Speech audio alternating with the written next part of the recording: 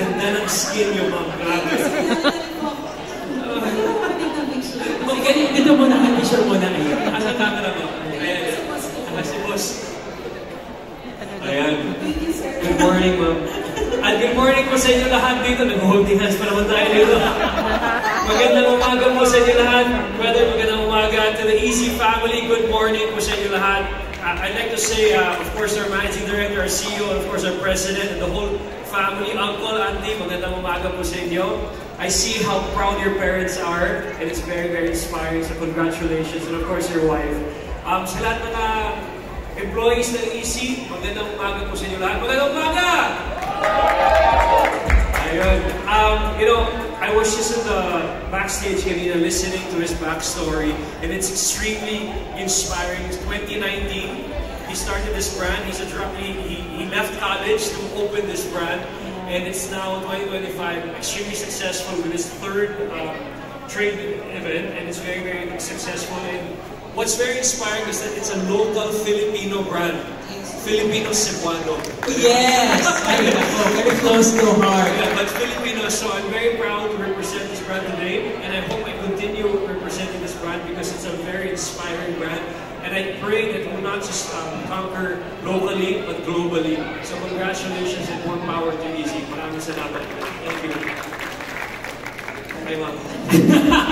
Medyo kinikilig pa yung aking co-host sa presence nyo. But anyway, so maybe we can have a couple of questions from our media partners here. But we're gonna just limit it to 2 questions. I have to say something. The coffee machine is very nice.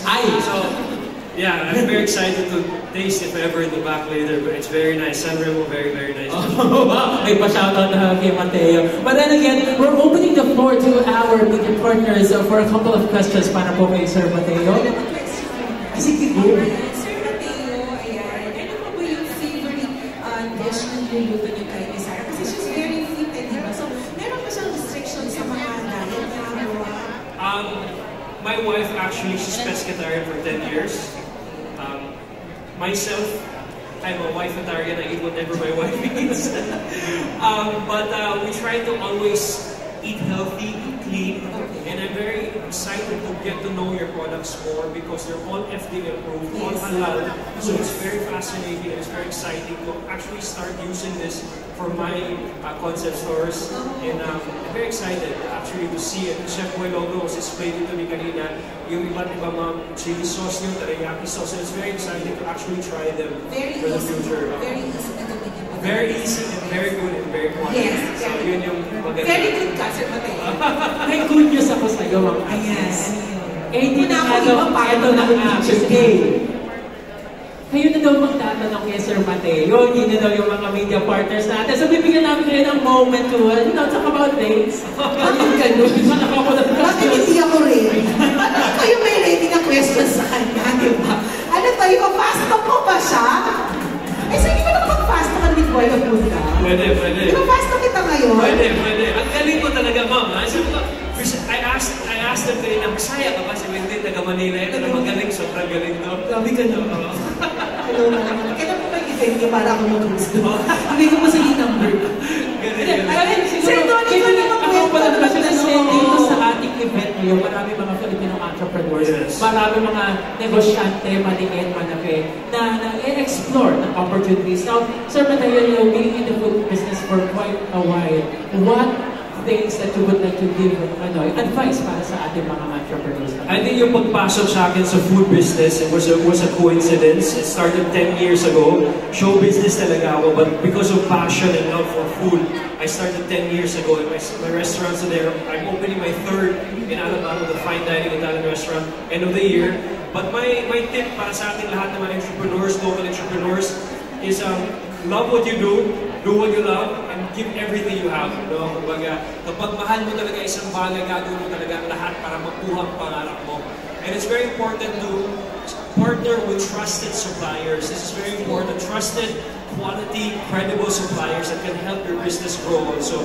So actually, sobrang amazed ako today to see Easy brand grow like this. And it's a new brand, but it's a trusted brand. And I can see, we're very intimate here, but I can see next year will even become bigger, and the years to come will even become bigger.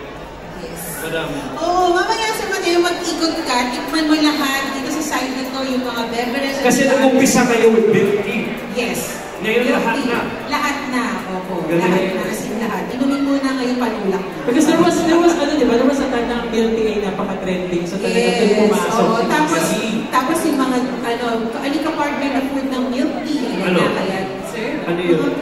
Basketball. Ikaw Pulsap tayo. Magaling ka rin sa gano'n. Tawa ka talaga. Oh, ito. Bigyan na lang. Tinawagan ka ulit, no? Marami.